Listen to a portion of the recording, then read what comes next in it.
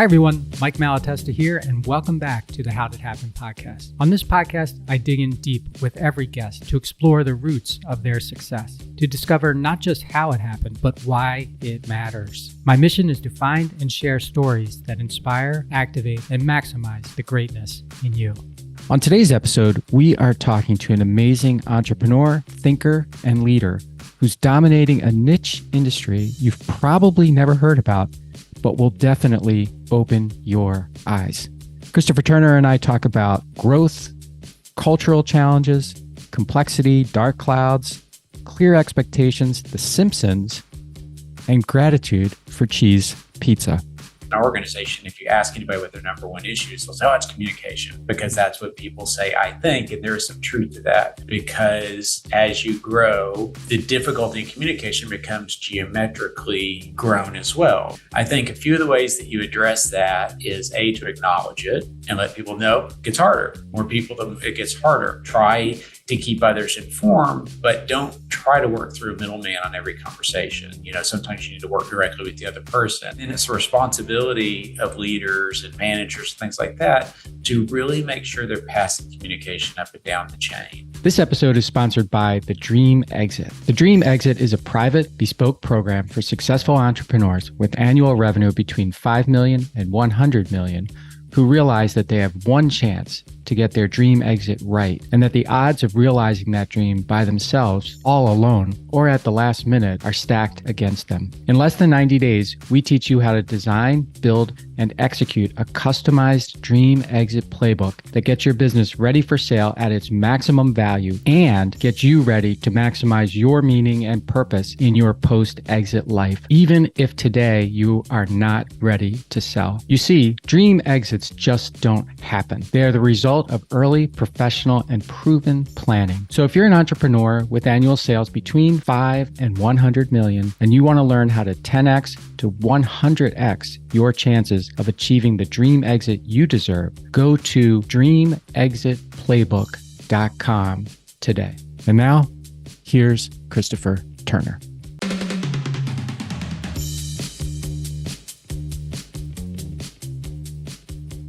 Christopher, welcome to the How Did Happen podcast. Thank you, Mike. So I'm really excited to have you on here today. This is great. I love getting into podcasts just like this. I don't know a ton about you outside of work, and the intro that we had to one another was kind of made tangentially to work. So it's kind of like, well, that's the cool part. We're going to dig into that, but we're also going to dig into who Christopher Turner really is and why that matters to everybody that's listening. And that's the part that excites me a lot. So you heard a little bit about Christopher and our conversation in the intro, and I want to tell you a little bit more about him. So Christopher Turner is the founder and CEO of EMERGICON LLC. He brings more than 25 years of healthcare financial management experience and a deep commitment to reducing the burden of life-saving care to the company he founded in 2006. Christopher is a Vistage and Strategic Coach member, so we have some commonalities there. I just left Vistage after, 17 years, I think I was in that. I just needed a little break, just a month or so ago. So I want to get into your Vistage experience and Strategic Coach. For those of you listening, of course, you know that I was in Strategic Coach for 7 years, but have not been in a while. So I stay engaged, but I always love connecting with Strategic Coach people, because Strategic Coach people think differently than most other people. So you're gonna get some of that today as well. Christopher has grown EMERGICON from a 2-person startup to the leader in pre-hospital emergency care management over the last 15 years. Through people-centric proven processes, EMERGICON drives revenue for first responders as the largest EMS billing company in Texas. And before you get all like, what is EMS? What does all that mean? It's important. And it's I love things that are right in front of your face, but fly under the radar of most people's awareness, right? So this is going to be an eye-opener as to how ambulances and all the other stuff work. So you can learn more about Christopher on LinkedIn. His LinkedIn is Christo, Christo Turner. So connect with him there, and you can learn more about EMERGICON at EMERGICON EMERGICON.com. So, Christopher, I like to get started with a simple question, and that is, how did it happen for you? It's a good question. So, how it happened for me is background in originally as a kid thinking I would become a doctor. Quickly learned out my first year of college that wasn't going to happen. The science and I weren't going to mix well together. But I had some familiarity with the business side of healthcare, just a little bit of a working knowledge. There's or was, I suppose now, a physician who ran Parkland, which is a big county hospital in Dallas here, and Dr. Ron Anderson, and he was the CEO, but he was also a physician. So I had some understanding that there was a business side of how healthcare was administered, and that's probably somewhat obvious, but I didn't really understand how to get at that. What did that look like? Not being a physician and not having pursued that myself, what is the alternative? So I did some research, started to figure out how to pursue a degree that would help me get into the business side of healthcare. And the reason it was important to me is that healthcare touches everybody and every walk of life. You have some experience with a doctor or emergency room, any number of things there. So started out, worked for various, I'll say, providers, hospital, big ER physician group, worked for commercial insurance for a while, was hired as the CFO for a big not-for-profit air and ground ambulance provider. And from there, in all my career, I had seen the failing, I'll say, in our healthcare system in the States, which is there's no lack of need.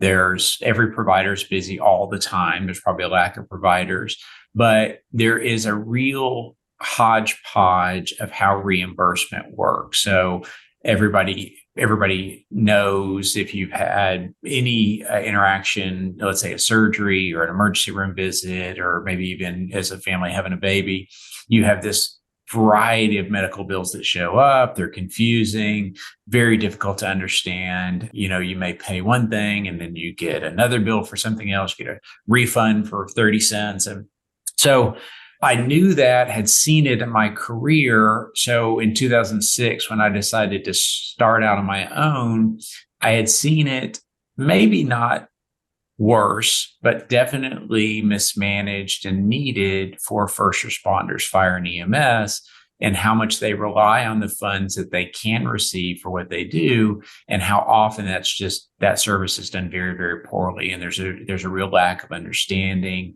of what they can and can't affect. There's a real lack of understanding about how that process should work. So that was my goal, was to go and start to help first responders really understand the way they can be reimbursed. How do they maximize that? How legally can they pursue different claims for reimbursement? Where can't they? First responders are pretty well accustomed to knowing that 30% of the responses they make have absolutely no reimbursement whatsoever for a variety of reasons. So my goal was to try to make that easier, try to make that understanding more clear, and try to help them get as much reimbursement as they can to offset the extraordinary costs they face in delivering, service to all of us in times of need. So before we dig more into the business of it, I want to go back to this medical school thing. So obviously you were committed to a path. You had the intellect and whatever else to get into medical school, which isn't easy. What about the experience turned you off and or shifted your mind so quickly? It was pre-med. So okay. It was just, not medical school, pre-med, just coming out.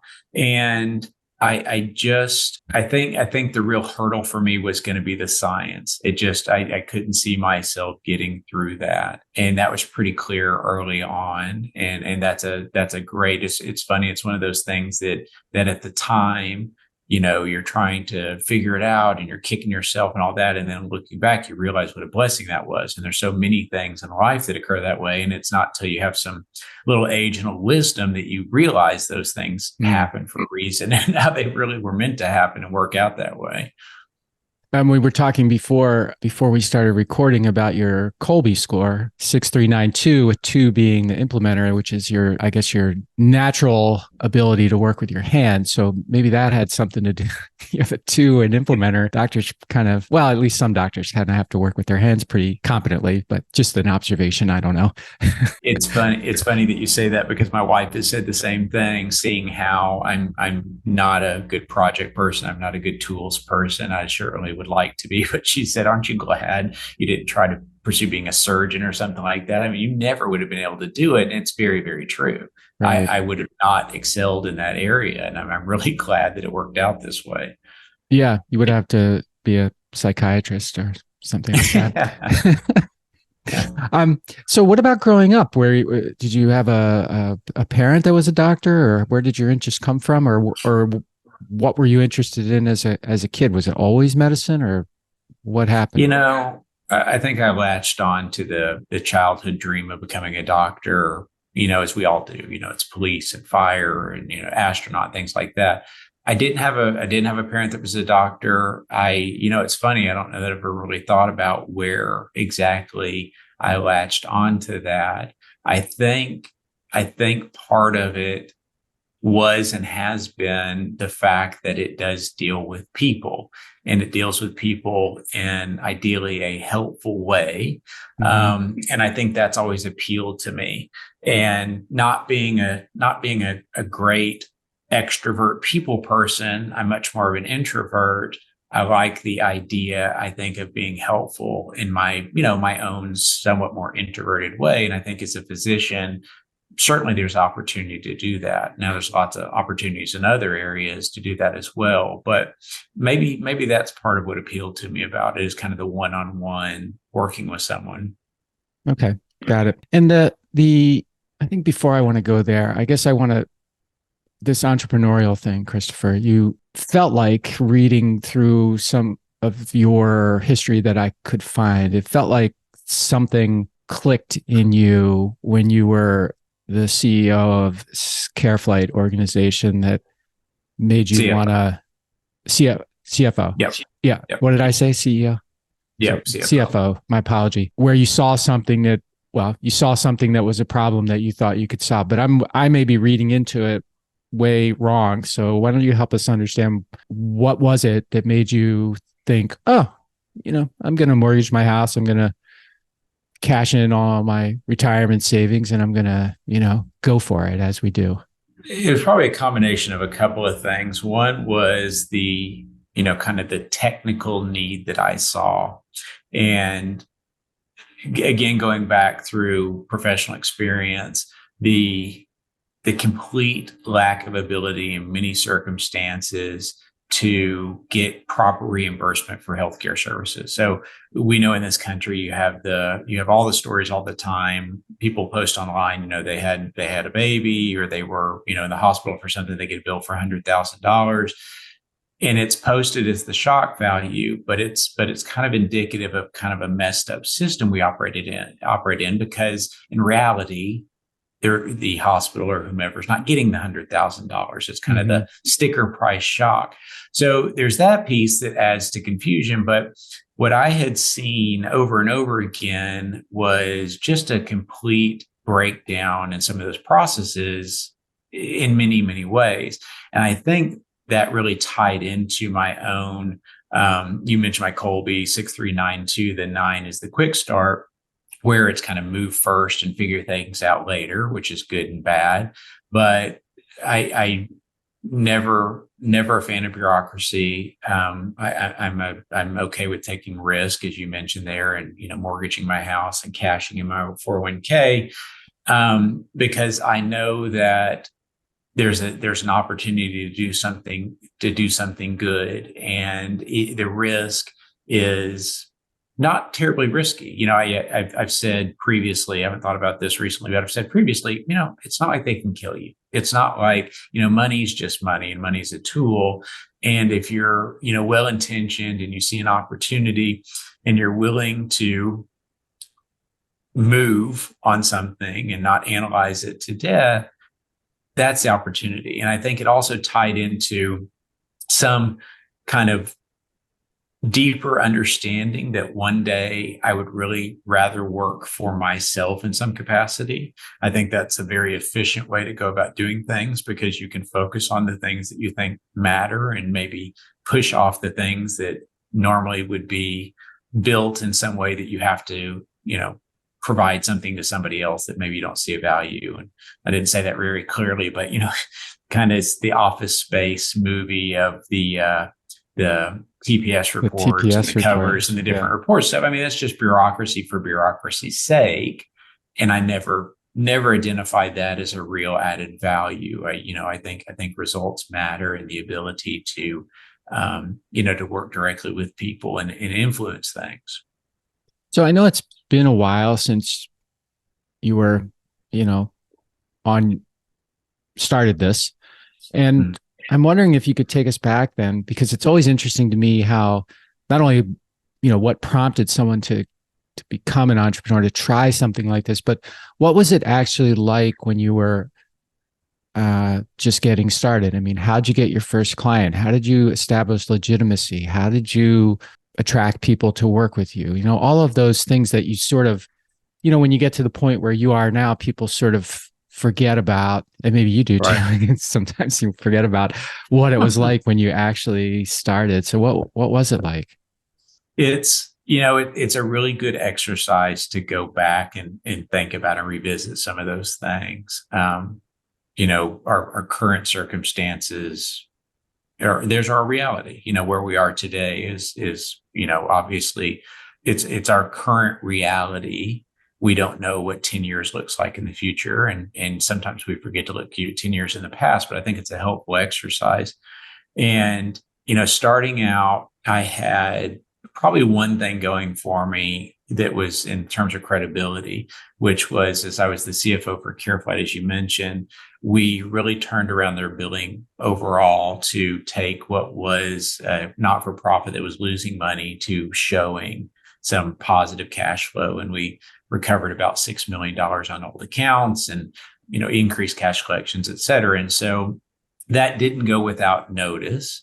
And interestingly enough, and not something I anticipated, that was some credibility that I could leverage as I went out there to, just small fire departments and say, CareFlight's a big organization and it's a not-for-profit and its board is made up of most of the large hospital systems in the area and the assets are owned by them. And so to turn that in my own small role there was pretty important and recognizable, I think, in a lot of ways. And I realized that, the smaller fire departments, they likely had very similar issues. And so I was able to have a little bit of credibility there. And then technically, I was able, based on all my experience, to look at, financial reporting, things that they had at hand to point out big gaps, just kind of typical financial analysis. And wait a second, this doesn't make sense. And this looks like somewhere where, you're just bleeding money at the city, and cities are funded by taxpayers. So therefore the taxpayers are subsidizing a broken process. So those two things. And then I remember very early on realizing I got to figure out how to sell. I had the foggiest idea, never sold anything in my life, and very quickly realized I got to figure it out. And so, you hear about entrepreneurs, and I guess others talk about grinding it out, and that's what it was. I had a lady with me, Linda Ford, who was really technically clear on the process to, help file claims and seek reimbursement. She's since retired from EMERGICON. And I realized I had to do all the other pieces. So I had to do the finance role, I did the sales role, start to get an idea of where we were going to go as a direction at the company and keep us focused. We, at that time, you're so hungry for anything and you're, worried and stressed. And that you're willing to consider all kinds of opportunities. And it's really hard to turn things away when you think, I could turn a little profit here, a little profit there. But I was pretty good about doing that and not trying to spread us across every possible opportunity that came up. We made probably a few of those mistakes, but not too many. But yeah, it was very rough going for the first few years, very tough, a lot of stress and anxiety. But I also knew it was really important to kind of fake it till you make it and kind of put on your game face and, project success. And those things do help. You have to believe in yourself and believe in what you're doing so that others believe in you as well. And that comes, I guess, somewhat natural to me. And I think that's also really important. You have to have a good offering, but you've also got to go in there and not let them understand all the turmoil underneath. You've just got to show them, anybody that you see as a prospect of how you think you can help them. Yeah. So for the first few years, that's what you're doing, obviously. And when was it along that journey that you became, if you feel like you became good at sales? And the reason I want to explore this a little bit is because a lot of people, I think when they put their shingle out, they think, particularly if they come from, pedigree, like you were the CFO at CareFlight, you put your shingle out and you think that there will be a sort of instant adoption, right? Instant interest in you because of who you were. And a lot of times people think that's going to come. And when it doesn't come, or it doesn't come quickly, they get discouraged but they still won't. It's like beneath them to go out and ask for business, they think sometimes. And so, yeah, what about you? I think, I tried kind of everything that came to my mind. So obviously, you pay somebody to build you a website and you do some of the typical things, but I did anything I could think of. I would send personal letters. I would stop by various departments. Anytime I was traveling, I would see who locally I could stop in. And those probably aren't great tactics because I very often was not necessarily turned away at the door, but people weren't available. So I would, kind of drop things off, do all that.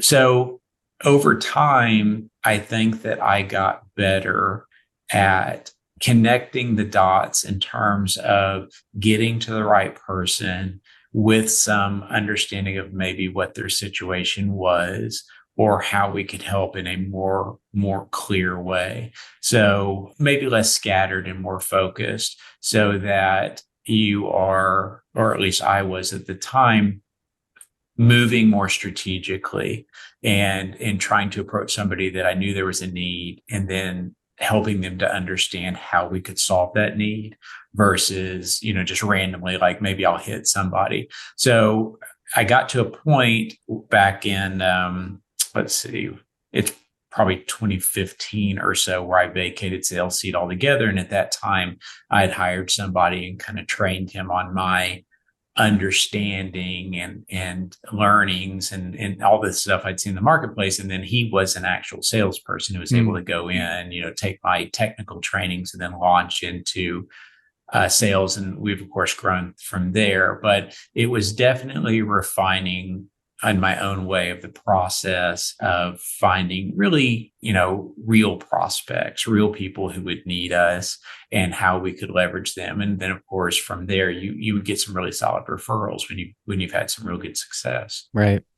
So that's 8 or 9 years of you not only recognizing that this is a really important part of making a successful business, but committing yourself to becoming good at it. Right. That's right.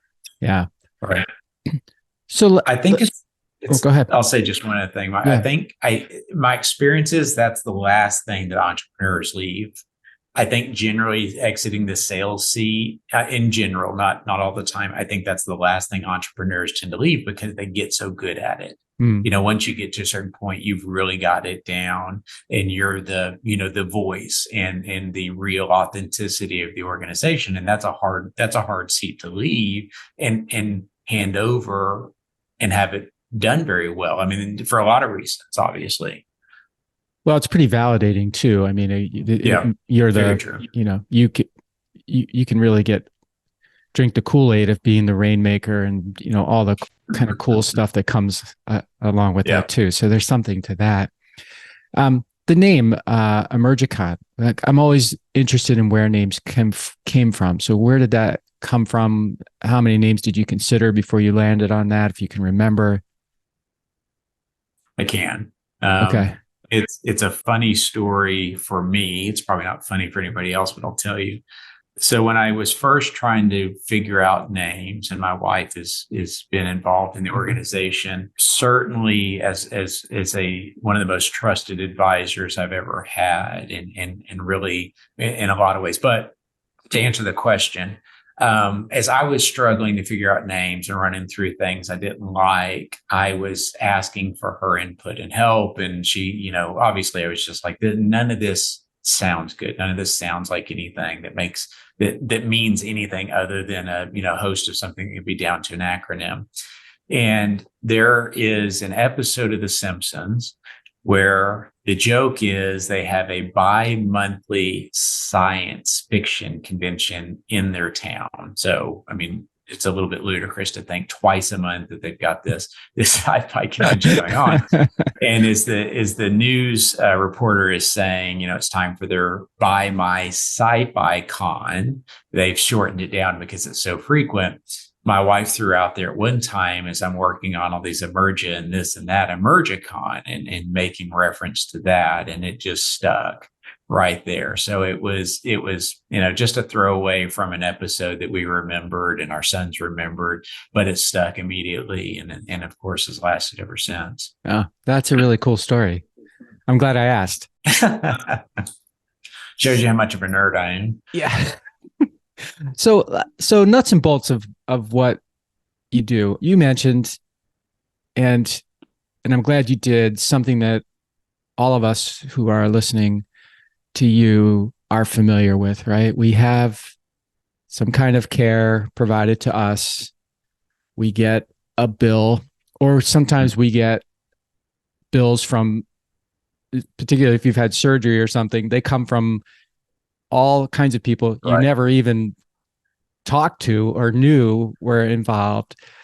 It's always seems like a struggle to figure out, what do I really owe and why? And then of course if you have healthcare or health insurance, you got them in the mix of all this. But I don't think so. Everybody relates to that, but I don't know that many people relate to the fact that some of the providers, like in your case, the ambulance service companies and the fire departments are kind of in a similar, I don't know, I want to call it a battle. I don't know if that's the right word. I don't think most people have that awareness. They always think that whoever the provider is the bad guy in this. So what? Yeah. Help us understand what the fight really is, because when you look at all of these providers, the fire departments might be a little different, but these ambulance services are private. Most of them are privately owned businesses, just like the business that a lot of people listening might have. So they can relate to like a receivable that they can't collect, or a billing that they at least if I understand what you're doing correctly, they basically don't know that they can bill for it or something. They don't know how to bill for it. And so they leave money on the table. It's kind of the, I won't say it's the most niche of all the healthcare delivery in my experience. And I've worked in a number of different areas. So it's very interesting. First of all, people, when I explain to them what we do, really don't realize that's a thing, which is interesting. But the way that first responders, fire and EMS work, of course, is they're there. You dial 911 and magically, you have people dispatch, paramedics and firefighters. In the air, there's usually nurses and paramedics and all these things. And it's that hidden, we know they exist if we need them, but don't necessarily understand the workings. And it's really somewhat fascinating. From the delivery of care, it's fascinating. for a lot of reasons. I mean, they're rolling a mobile ICU to you and doing things in the field that can only be done typically in the ER by a physician. So that in itself is interesting. And what they deal with are things most of us can't imagine. And yet they choose to get up and do it day after day. And every fire department in the country, as far as I'm aware, that has EMS attached to it, the vast majority of what they respond to are EMS calls, not fire. Fire is the tiniest fraction, of course. And so it becomes very interesting because there's lots of complexity in not just the delivery of that care, because they have to deal with things. I mean, you don't know what you're going to get. I mean, car wreck, bus wreck, you could have a major fire, gas plant explosion. I mean, they don't know what they're going to get. And then as patients are involved, then you're putting together the pieces of who is the patient, who's responsible for any sort of claim associated with it. So you can imagine if you're on the job, is it your health insurance? Is it workers' comp? Is it Medicare? Is it Medicaid? There's all kinds of different scenarios. And that takes a lot of research and sorting out and adjudicating that claim appropriately. But in the mix there, you have a provider, let's say it's a city fire department that also runs their ambulance service, that isn't really recognized by the big payers. So they're credentialed and set up, with Medicare and Medicaid and other payers, commercial insurance as well, but they're not a physician group and they're not a hospital and they're not generally understood to be in part of the healthcare system. They're a city. So you get the claim to the right place, and then you have to work through the understanding this is a city. It's not a hospital or physician or something like that. And they need to be reimbursed for the claim. And there's some federal fee schedules and state fee schedules for that, but commercial insurance kind of does whatever they want. And you have the patient on the backside of that is going to have likely some associated claim with that transport, but they also got to a hospital, which means they're likely going to have a hospital claim associated with that transport, and lots of parts and pieces. You also have got, let's say it's a city, again, in a fire department with EMS, you've got somebody who's the finance director generally in that city who deals with municipal bonds and water bills and maybe associated sales tax and all those things. And then they also have to deal with this medical revenue stream that they have no idea how to deal with. They don't have any training or formal education in dealing with that. It's a super, super niche area of healthcare reimbursement. And so they really need somebody that they can work with to help them understand all that. So it's just, there's probably a good 3 or 4 really difficult hurdles to work through in the delivery of what we all rely on in terms of emergency care. It's really fascinating. And you mentioned, Mike, that there's, private, and there are private providers, there are public not-for-profit, there are municipal, there are, county-wide. I mean, there's every possible scenario you can imagine. And all of those services coordinate really well together for the delivery of care. But then in terms of, paying their own bills and providing the service, it's all over the place because they all kind of have to make it work in their own way. And at least in the occasion of, municipal-based services, there's taxpayers at the end, and taxpayers don't need to be abused. They want to provide for the readiness of care, but they also want to be reimbursed where they can. Otherwise, it's just additional tax bills. So a couple of things there. I had years ago, I had a fire at one of my facilities, and it was a bad fire. It was basically burned down. And I was really surprised when I got a bill from the fire department.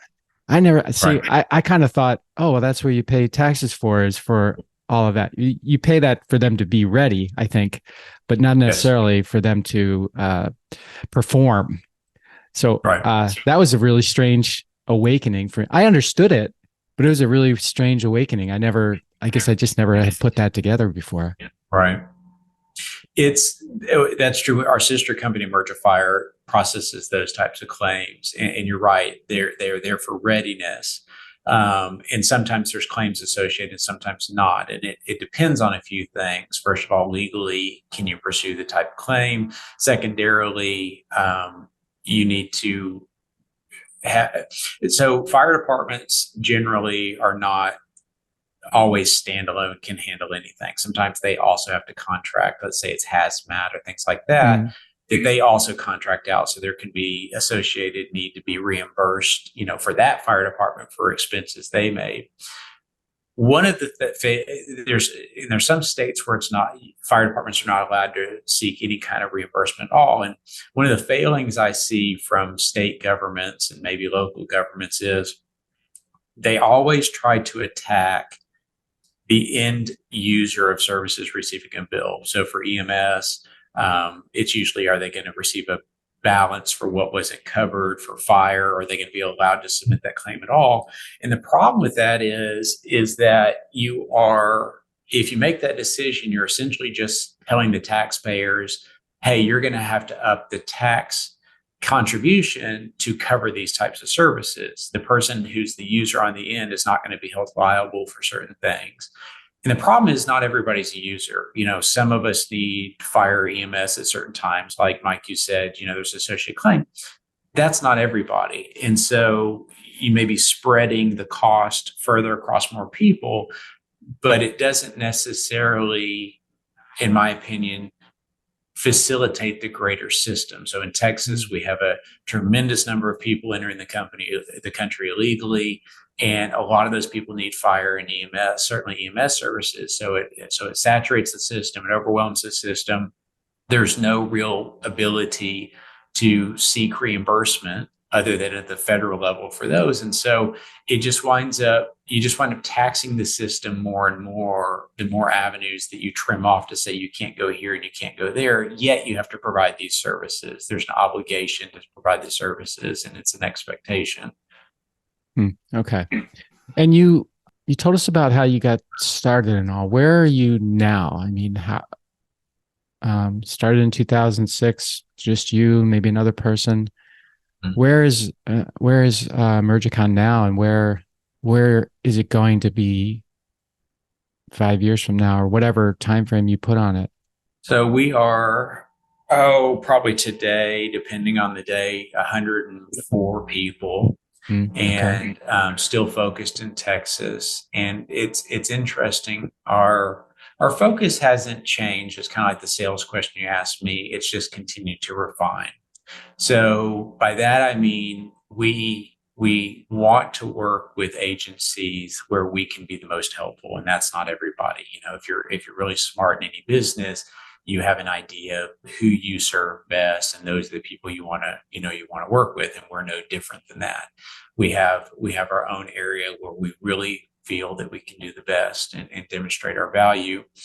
And at the same time, as a company, we've really evolved over the last few years from a cultural standpoint. And that's been really fascinating to me, because it's something I wanted to tackle. We had some real cultural challenges there for a while, didn't really understand where they stemmed from or how to resolve them. And as we promoted and moved our new COO in place, that's really been her strength, is really kind of bringing that culture up to a level that really is where I wanted it to be, but didn't know how to get there. And the reason I mention it is it's culture is thrown around all the time, about your organization has a culture one way or another. You may or may not really understand what it is. And the higher you get up, probably the harder you have really understanding what your real culture is. And it can be great or okay or terrible or all those things. But as an organization, really where we're focused now, and now that we have a very supportive and thriving culture, is working with those agencies where we can really be the best, and then also working as individuals on ourselves. And so you mentioned I'm a member strategic coach. That's for me. And then we leverage their teams program for all our leadership and management. And it always surprises them as they're, maybe a newer manager with us, or certainly when we rolled it out, that it's not just about you professionally, it's about you as a person as well. And that's surprising because most of the people have never had an organization that really had an interest in them growing as an individual. And it's been amazing to see so many of these people really transform to grow as an individual. And in that kind of growth as an individual is rewarding to them. And then it's rewarding to work where they work because we continue to support that type of growth. And it's just continued to evolve in something that's really exciting. So for me, keep going with what works. It's been the last 2 years have probably been the best years of my career. And I love working with the people I work with, and I'm very fortunate at that. And so we continue just to grow and work together and learn more about each other and really support each other in terms of what is it they want to accomplish. So for me, what that looks like a lot of times is really trying to understand the leadership and management and support them in where they want to grow over the next several years. Professionally, their personal goals people have. And so, we spend some time talking about those things, and I try to support them in what I've learned, whether it's something I've read or, something I'm pursuing for personal health or any number of things. So for the next 5 years, I see us continuing along that path and continuing to evolve as an organization that's really high performing and very supportive. And so thanks for sharing that. I want to dig in a little bit if I can, because one of the things that I think most entrepreneurs, business owners struggle with, if not all the time, certainly on a cyclical basis, is communication and culture. And maybe they're the same things, maybe they're different. I'd love to get your opinion. But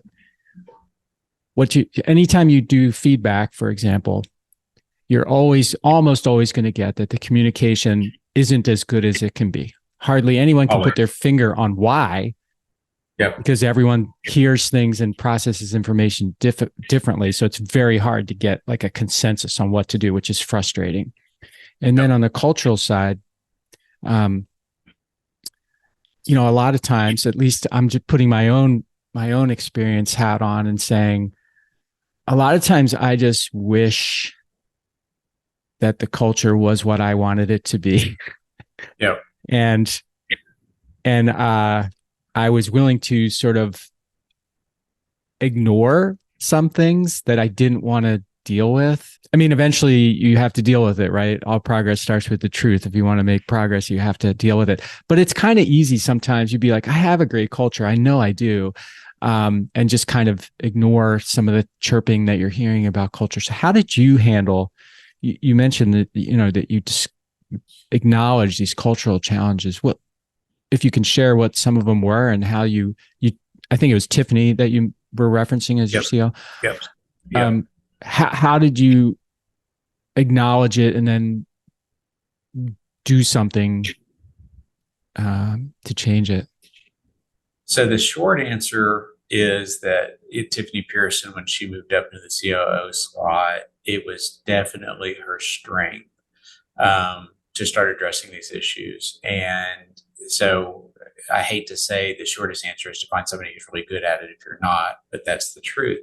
The longer answer is we had built a culture of kind of fear and performance. So, we would expect you to perform at a high level, but, watch out if you don't, type of thing.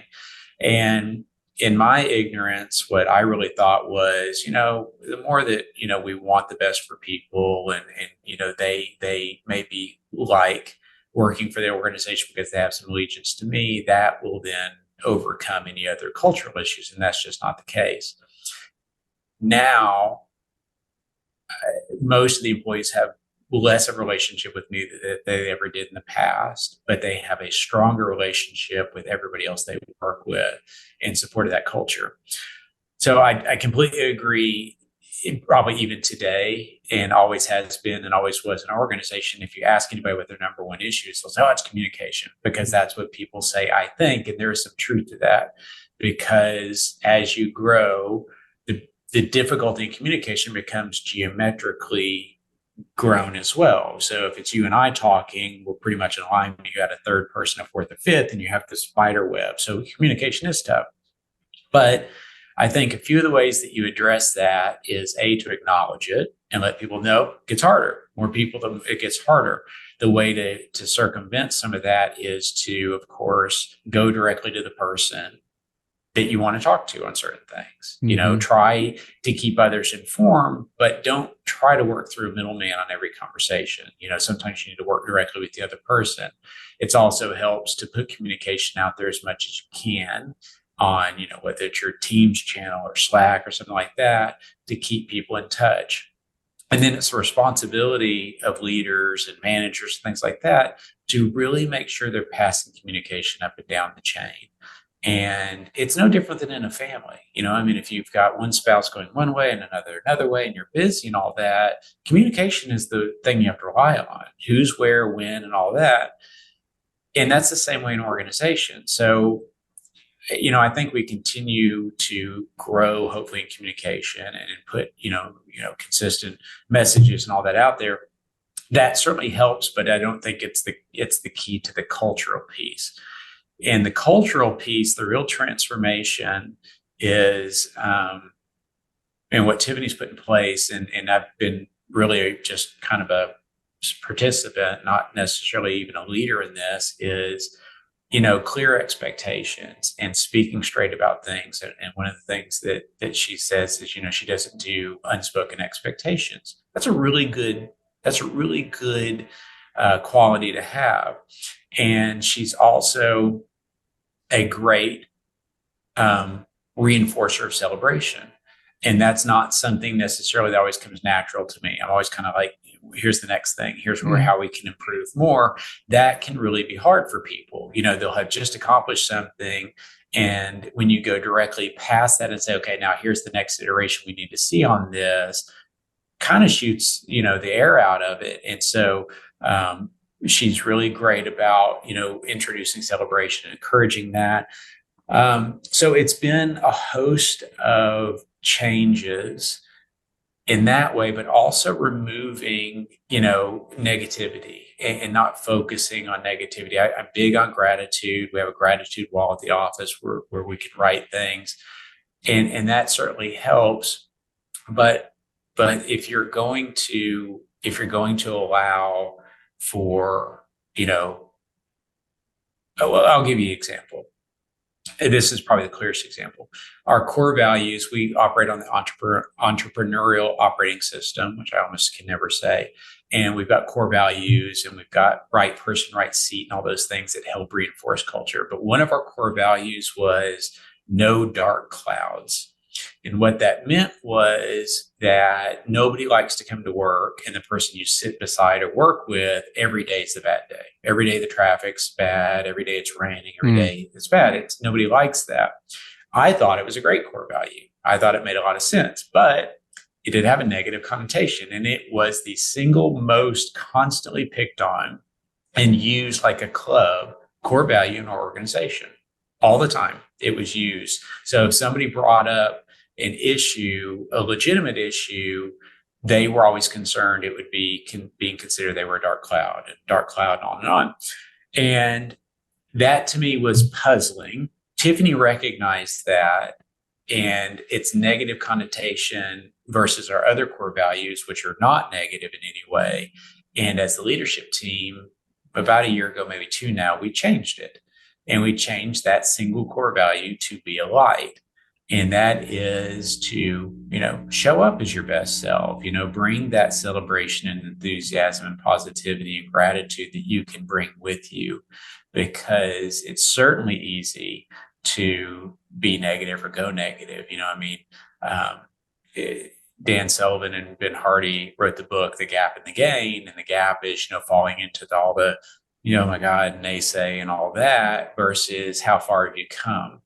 And That's a really good way to look at things. And when you ask me, Mike, about looking back at the past, that's a really good way to look at things and look at not where you're headed necessarily, but how far have you come? So the change in that core value was big. Dark clouds is no longer there. It's not even brought up. It's no longer used as a wedge or anything like that. So it's been a number of changes that have allowed us to really kind of right our ship. And it's funny, our profits are better than they've ever been. We have next to no turnover. I can't remember the last time somebody left us voluntarily or even involuntarily, actually. Whereas we used to have those problems. We used to have people leave and I wouldn't understand why, and they were good people and all that. And it really just came down to that. People have a choice where they want to go to work, and nobody wants to go to work somewhere that, the culture is not embracing. Well, that was a lot. Thank you for sharing all that and going into some detail as well. The dark cloud, no dark cloud things made me think. Some people consider themselves to be realists, and sometimes they feel like they're surrounded by, delusional optimists, and it's their obligation to bring realism to the thing. And that can, if you're a delusional optimist, that can be seen sometimes as, bringing a dark cloud to the table, but that's not what they're doing. They're bringing what they feel is sense to, whatever the situation might be. I'm also glad that you mentioned the celebration thing, because I'm terrible at that, Christopher.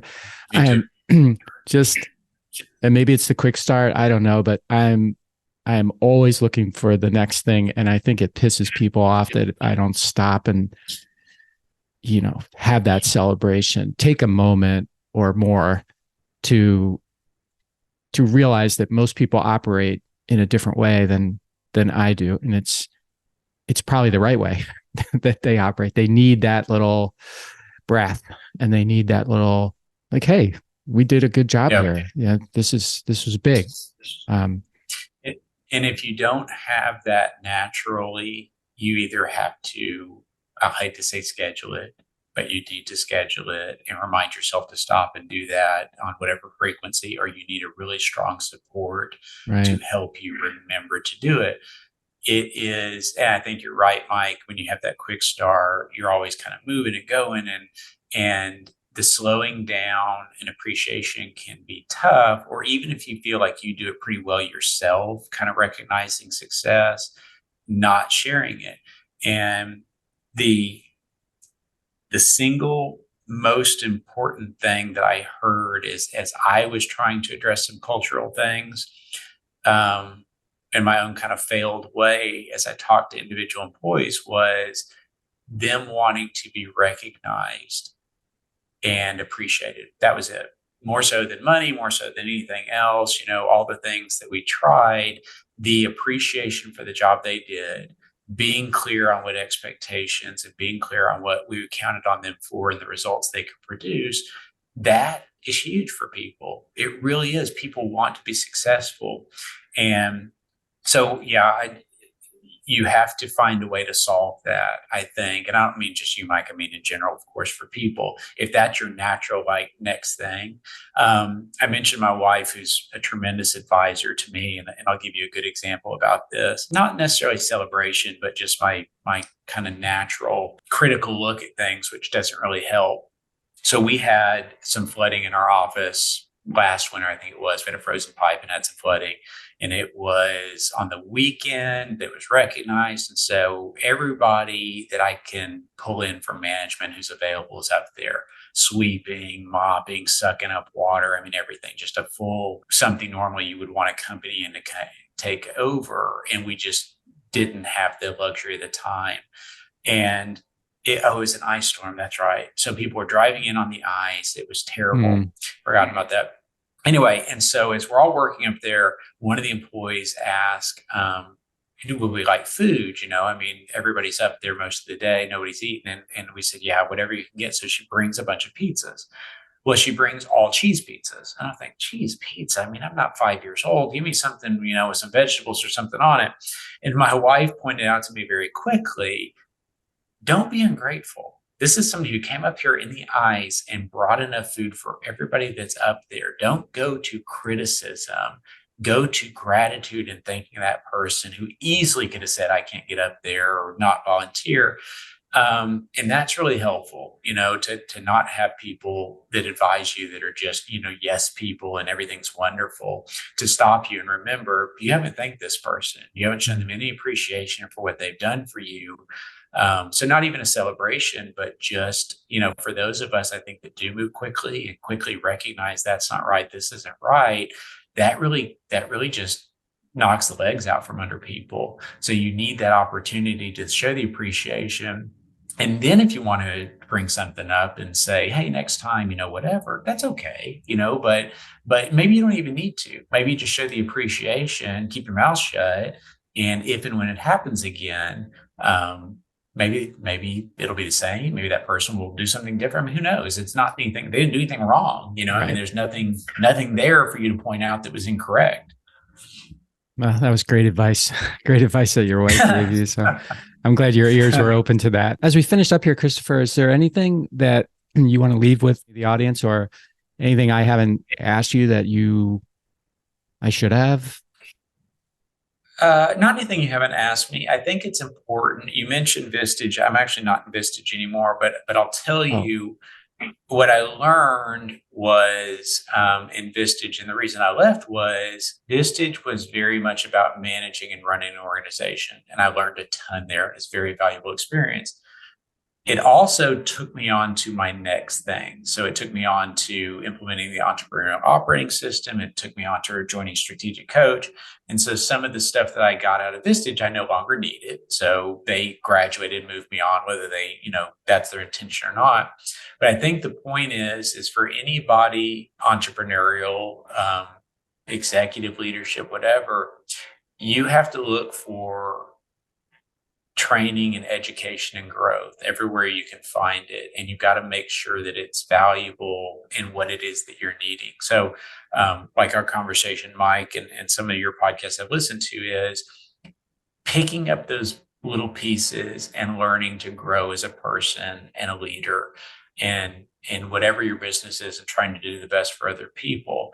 It all comes down to us as individuals. And so you've got to lean into that type of coaching. You may be an NBA player, but you still need coaching, and we all still need coaching.